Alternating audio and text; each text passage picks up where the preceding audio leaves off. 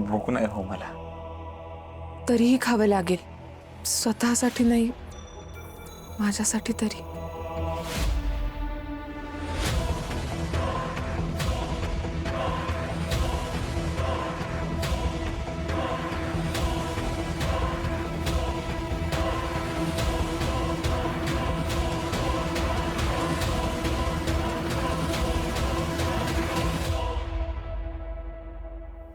त्रास होतो आर्या मॅडम.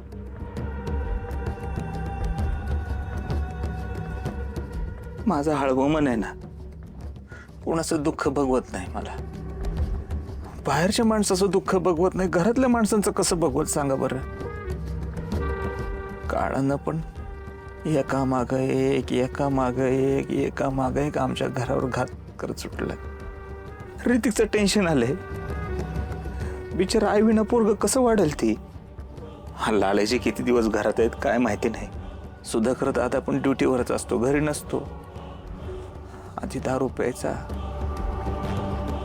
आता तर सतत दारू मध्येच असेल ना. त्रास होतो ऋतिकचा विचार करून, सुधाकर दादाचा विचार करून. काळजी,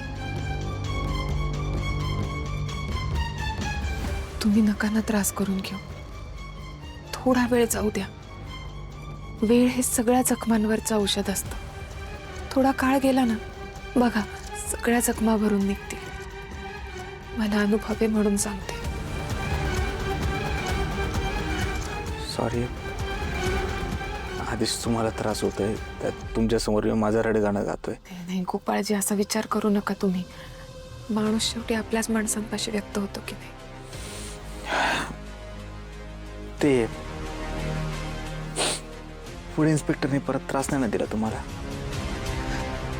नाही, पण गोपाळजी, त्यानंतर माझा साकेत सोबत काहीच कॉन्टॅक्ट होत नाहीये.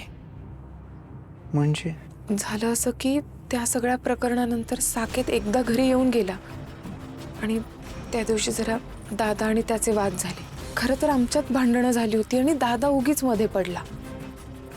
तेच साकेतने मनावर घेतलं असणार आणि तेव्हापासून त्याचा फोन स्विच ऑफ येतोय. पण मी दादाला ताकीद दिली आहे की काहीही कर आणि साकेतला माझ्या समोर घेऊन ये. तर तो म्हणालाय मी शोधतो असं. तुम्ही बसा, मी आले.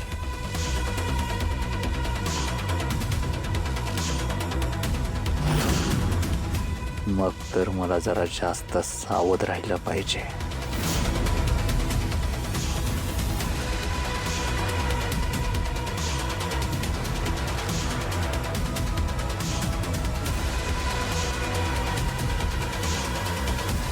मस्त झालेत पोहे.